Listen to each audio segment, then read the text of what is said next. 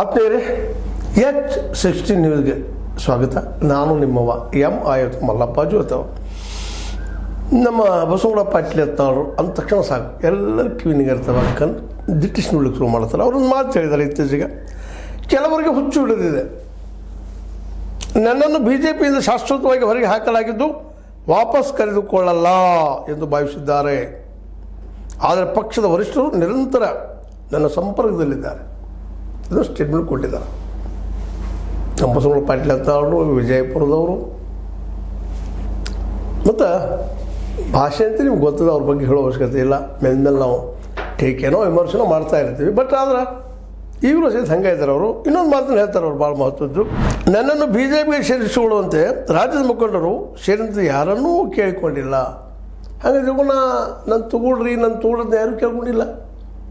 ಆದರೂ ನನ್ನ ಸಂಪರ್ಕದಾಗ ಅದಾರ. ಕೆಲವ್ರಿಗೆ ಹುಚ್ಚಿಡೋದಂತೆ, ಮುಗಿತೀನಿ ನಾವು ಅಂತೇಳಿ ಹಂಗೆ ಏನೇನು ಮಾತಾಡ್ತಾನೆ ಅಂತ ಹೇಳ್ತಾ ಇದ್ದಾರೆ.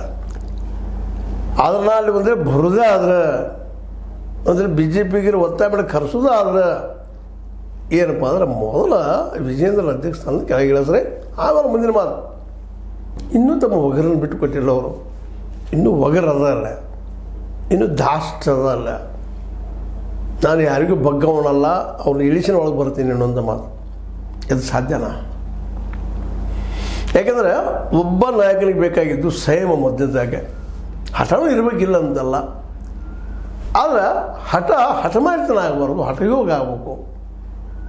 ಹೌದಪ್ಪ, ನಾನು ಭಾಳ ಪ್ರಾಮಾಣಿಕಿದ್ದೀನಿ, ನಾನು ಯಾವುದೇ ತಪ್ಪು ಮಾಡಿಲ್ಲ, ನಾನು ಭ್ರಷ್ಟನಲ್ಲ, ಅದು ನನ್ನಲ್ಲಿ ನೆಪೋಟಿಸಮ್ ಇಲ್ಲ. ನೆಪೋಟಿಸಮ್ ಅಂದ್ರೆ ಪರಿವಾರವಾದ ಇಲ್ಲ. ನನ್ನಂತರ ನನ್ನ ಮಕ್ಕಳು ಬರಬೇಕಂತಿಲ್ಲ, ನನ್ನ ಸಂಬಂಧಿಕರು ಬರಬೇಕಂತಿಲ್ಲ. ಅನೇಕ ವಿಷಯಗಳ ಬಗ್ಗೆ ನಾವು ವಿಚಾರ ಮಾಡಿದಾಗ ಇವೆಲ್ಲದನ್ನು ದೂರ ಇದ್ದಾರೆ. ಮತ್ತು ಹೋಗಿ ಇವರು ಜೊತೆಗಾರರಾದರೂ ಸಹಿತ ಎಲ್ಲ ಬಿಟ್ಟಿದ್ದಾರೆ. ಇವರು ಎಲ್ಲ ಕುಟುಂಬವಾದಿಗಳಿದ್ದಾರೆ, ಭ್ರಷ್ಟರಿದ್ದಾರೆ.